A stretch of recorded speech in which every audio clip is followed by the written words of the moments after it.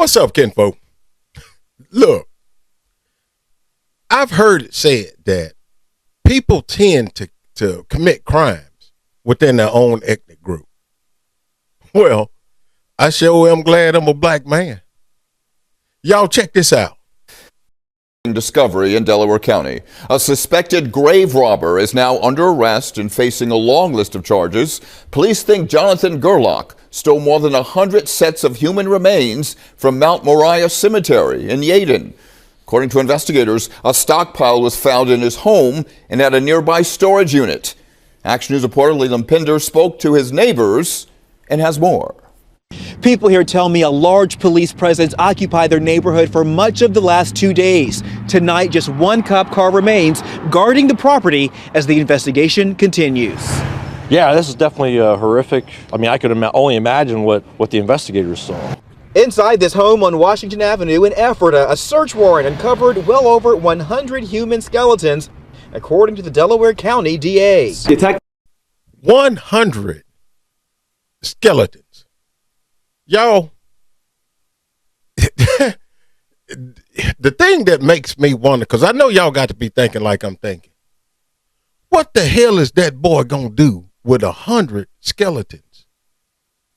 Let's see what they say.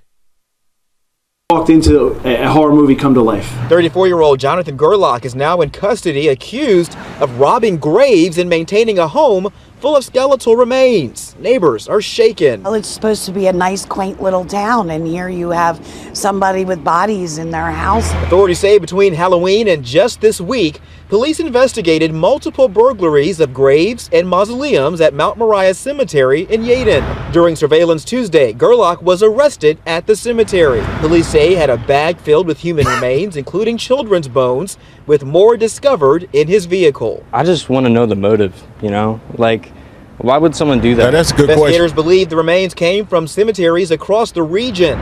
Police are also examining this Facebook page titled Human Bones and Skull Selling Group, where Gerlach is tagged. Authorities have not yet determined whether any remains were sold or why Gerlach wanted them. Oh yeah, I worked with him. This man, who did not want to be identified, says he and Gerlach were co-workers in a manufacturing job. He was a Who would buy something like that, y'all?